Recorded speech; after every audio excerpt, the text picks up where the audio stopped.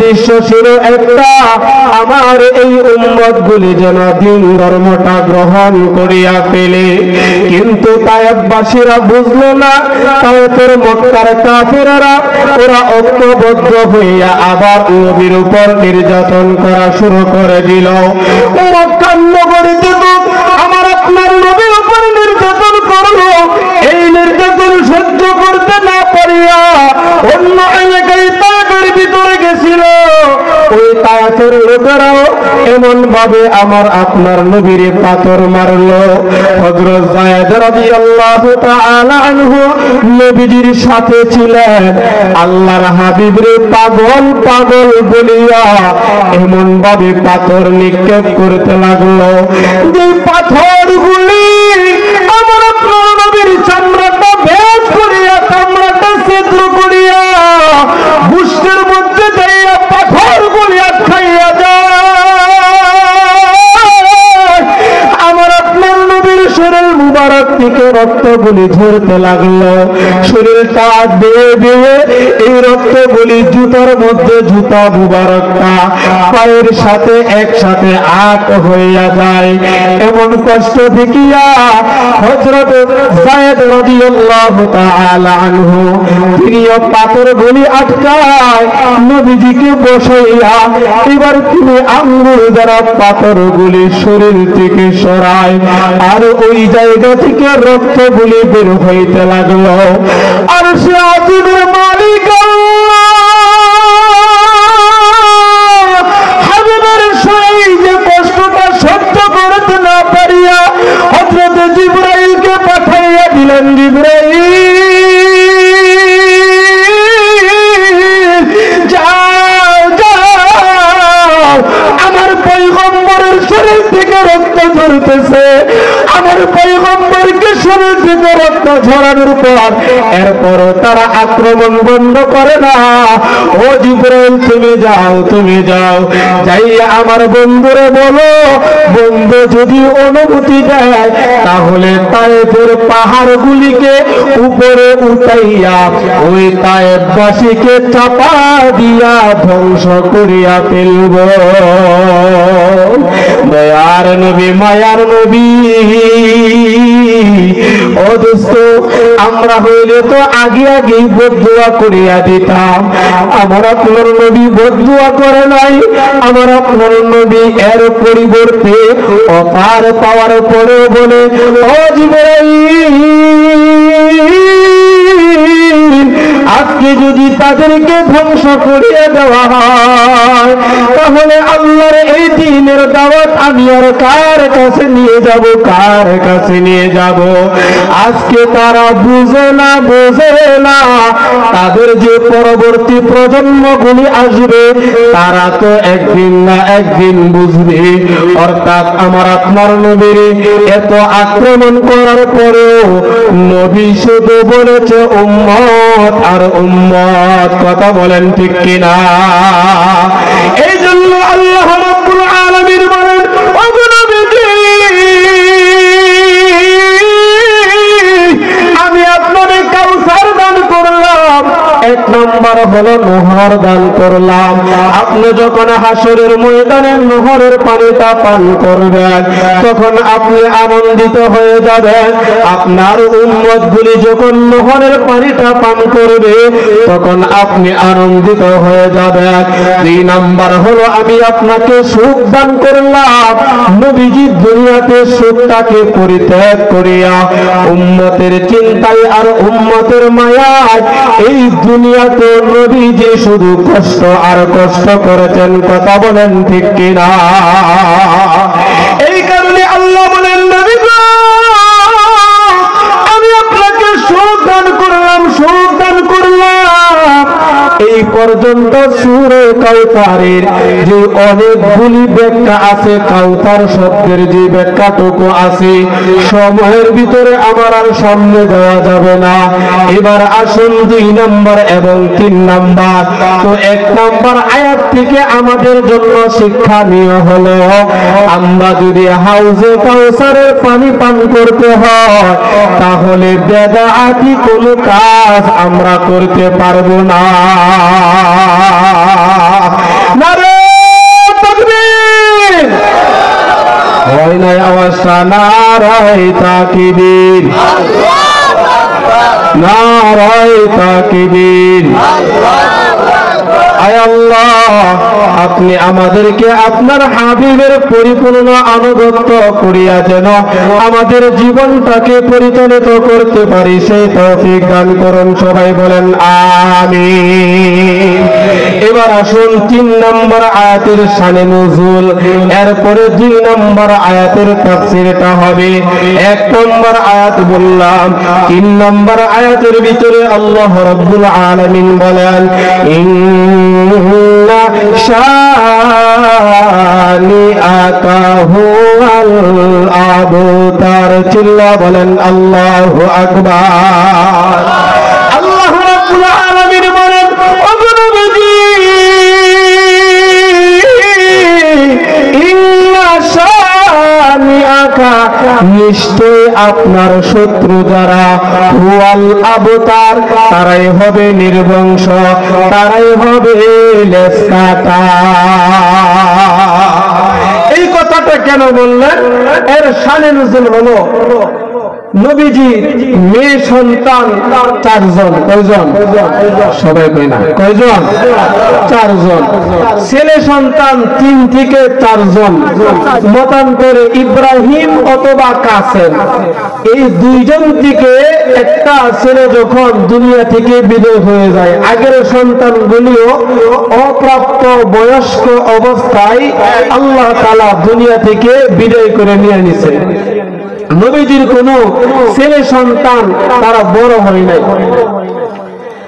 যখন কাসেম অথবা ইব্রাহিম যে ছেলেটার নাম, এই ছেলেটা যেদিন ইন্তেকাল হয়েছে, তো নবীজি রাত্রের বেলা তিনি তার ছেলেকে দাফন করলেন। আর ছেলে যদি মারা যায়, মানুষ তো মানুষ হিসাবে বলুন তো মনের ব্যথাটা কতটুকু লাগে? সবচেয়ে বড় কষ্ট হলো বাবার কাঁধে যদি সন্তানের লাশ ওঠে। সন্তানের কাঁধে বাবার লাশ, এটা কিন্তু তেমন বড় আশ্চর্যের কিছু না। কষ্টের বিষয়টা হয় যখন বাবার কাঁধের মধ্যে সন্তানের লাশ হয়, তখন এই বাবারা এই সন্তানের লাশের যে একটা ওজন আছে, এটা তারা সহ্য করতে পারে। মানে মা বাবার সামনে সন্তান যদি মারা যায়, তখন এই কষ্টটা মা বাবা সহ্য করতে পারে না। আমার আপনার নবী মুহাম্মদুর রাসূলুল্লাহ সাল্লাল্লাহু আলাইহি ওয়াসাল্লাম, ওনার আগের সন্তানগুলিও আল্লাহ রাব্বুল আলামিন নিয়ে গেলেন। এবার যে সন্তানটা ছিল, ওই সন্তানটাকে যখন নিয়ে গেলেন, আল্লাহর হাবিব রাত্রিবেলা সন্তানটারে দাফন করলেন, আল্লাহর দরবারে শুকরিয়া আদায় করলেন। কিন্তু সন্তানের একটা মায়া আর মুহাব্বত অন্তরের ভিতরে আছে। এই দয়া আর মায়া নিয়ে আল্লাহর দরবারে শুকরিয়া আদায় করিয়া পরদিন সকালবেলা কাবার প্রান্তরে সেখানে হেলান দিয়া বসিয়া বসিয়া শুকরিয়া আদায় করে ধৈর্য ধারণ করতেছেন। আল্লাহ যা করে আমার উপর সব আমার মঙ্গলের জন্য করেন, আল্লাহ যা করতেছেন সব আমার মঙ্গলের জন্য করেন। কিন্তু নবীজির চেহারার ভিতরে তখন চোখ দ্বারা পানিগুলি পড়তেছিল। আল্লাহর হাবিব সেখানে বসিয়া সন্তানের চিন্তা মাথার ভিতরে ঢুকে গেল, সন্তানের কল্পনাগুলি মাথার ভিতরে ঘুরপাক খাচ্ছে। এই সন্তানের মায়া নিয়া কাবার প্রান্তরে হেলান দিয়া বসা। আর এমন সময় আবু জাহাল তার বাড়ির সামনে সেও এখানে বসা, তার সাথে আরো লোকজন ছিল। আর এমন সময় আস ইবনে ওয়াল নামক একজন কাফের লিডার, ওই কাফের লিডার কাবার প্রান্তরে আসলো। সেখানে আসিয়া দেখে মুহাম্মদ ইবনে আব্দুল্লাহ আমার আপনার নবী বসিয়া বসিয়া চেহারাটা মলিন, চোখের পানিগুলি পড়তেছে। তারাও তো জানে গতকালকে আমার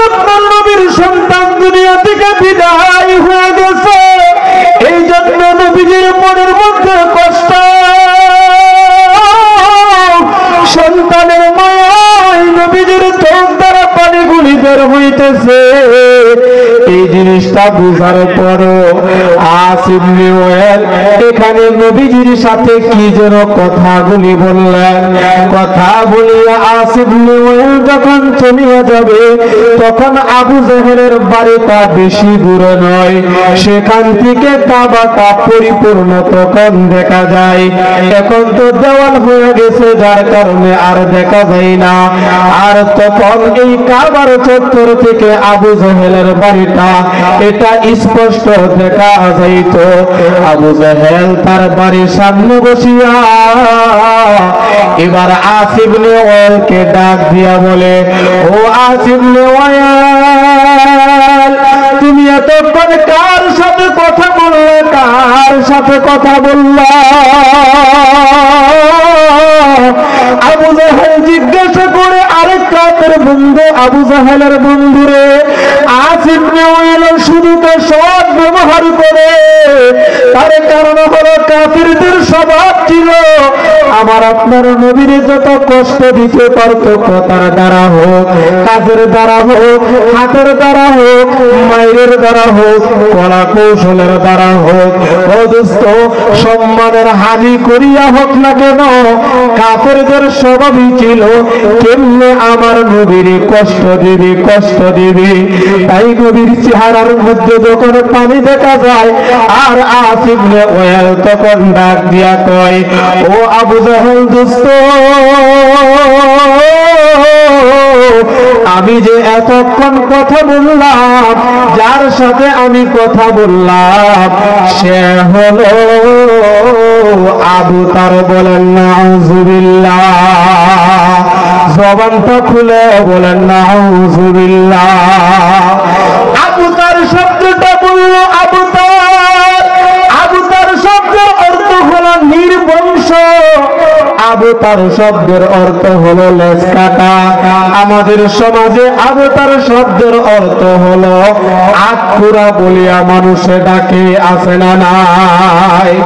অর্থাৎ যাদের ছেলে নিয়ে নাই তাদেরকে আখুরা বলিয়া ডাক দে, আখুরা বলিয়া ডাকে। আর আমার আপনার নবীর সন্তান গতকালকে ইন্তেকাল হইল, আর আজকে আমার আপনার নবীর নির্বংশ বলিয়া গালি দেয়।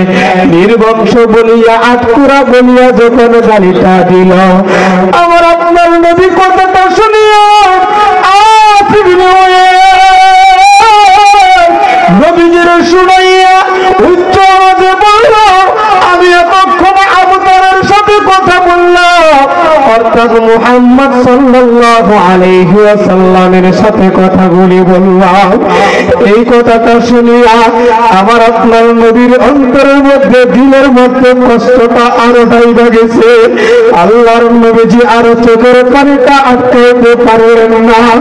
সাথে সাথে নবীজির চোখ মোবারক থেকে গাল মোবারক বেয়ে পানিটা পড়তে দেরি।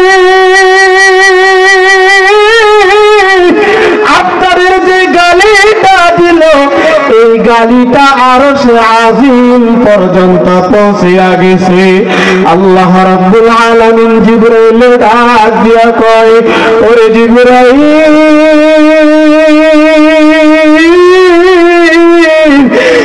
আর দেরি করিস না।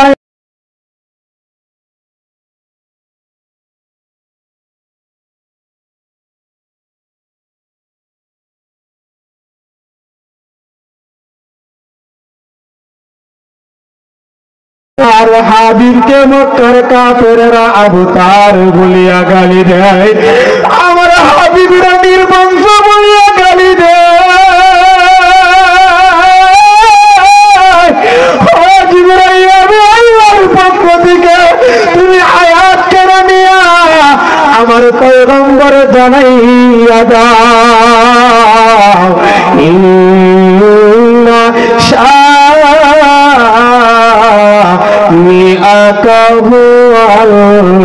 আবু তার। চিল্লা বলেন আল্লাহু আকবার।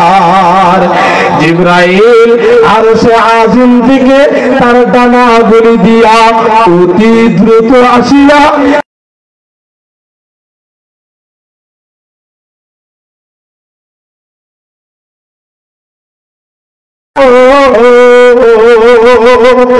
আপনারে তারা নির্বংশ বলিয়া গালি দিল, আপনারে তারা আটকুড়া বলিয়া গালি দিল, আপনাকে তারা লেজ কাটা বলিয়া গালি দিল। নবীজি আপনি মনে কষ্ট দিবেন না, কষ্ট দিবেন না। আপনার রব আপনার জন্য সুসংবাদ দিয়া পাঠাইয়া দিছেন। আল্লাহ এই আয়াত কানা আমার দিয়া পাঠাইয়া দিলেন, ইন্না শানি আকা হুয়াল আবতার। নবী গো নিশ্চয়ই শানি আকা আপনার শত্রু যারা, আপনার শত্রু যারা, যারা আপনার আবতার বলিয়া গালি দিল, ওগো নবীজি আপনি শুনিয়া রাখেন, আপনার রব বলে দিয়েছেন তারাই হবে নির্বংশ, তারাই হবে লেজ কাটা, তারাই হবে আটকুরা। কথা বলেন ঠিক কিনা? আমার আল্লাহ আজ থেকে 1450 বছর আগে এই আয়াতে কারিমা নাযিল করিয়া জানাইয়া দিল, ও দোস্ত এখন বলুন তো আমার নবীর বংশ, আমার নবীর নাম, আমার নবীর সিলসিলা এখন পর্যন্ত আছে না নাই? আওয়াজ দিয়ে বলে না আছে না নাই? ও দোস্ত আমরা নবীজিরে দেখি না, আমরা নবীজিকে দেখি না, এরপরও আমরা এখন এই গজল বলে গাই, নবীজির রওজাতে আমরা যাইতে পারি না। সালাতু সালাম গো আমার, দরুদ সালাম গো আমার, কইও নবী মুস্তাফা তোমরা যদি যাও গো মদিনা, তোমরা যদি যাও গো মদিনা। কথা বলেন ঠিক কিনা? মদিনা শরীফের মাটি